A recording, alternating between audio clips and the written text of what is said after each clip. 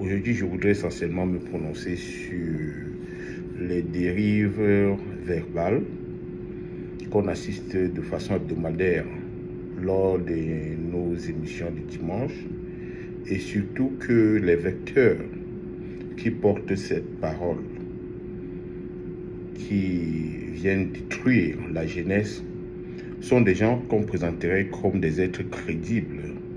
Parce que vous savez que les trois piliers d'une communication sont l'éthos, qui fait appel à la crédibilité, c'est-à-dire que à partir de votre personnage ou de votre personnalité, ceux qui vous écoutent savent que par votre voix, vous instaurez la confiance. Et après le l'éthos, on a le logos qui est la logique. Et ces logiques communicationnelles viennent structurer votre pensée avant le pathos pour susciter les émotions.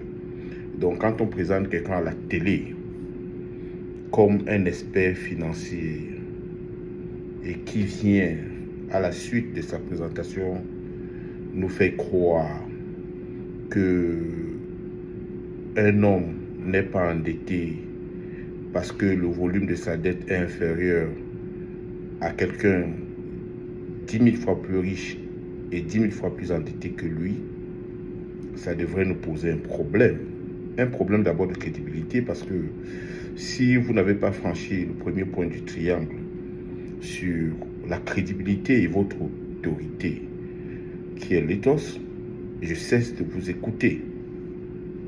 De toute évidence, même sans être un économiste, tout le monde sait très bien que être surendetté, c'est l'impossibilité manifeste de faire face à ses dettes. Ce n'est jamais le montant de la dette qui permet de dire que quelqu'un est plus endetté que l'autre.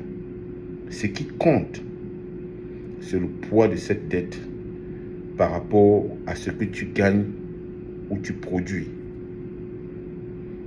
Il faut dire qu'un homme est plus endetté que l'autre, non pas parce que le volume de sa dette est petit, mais parce que le volume de sa dette augmente et sa capacité à rembourser cette dette diminue par rapport à ce qu'il doit.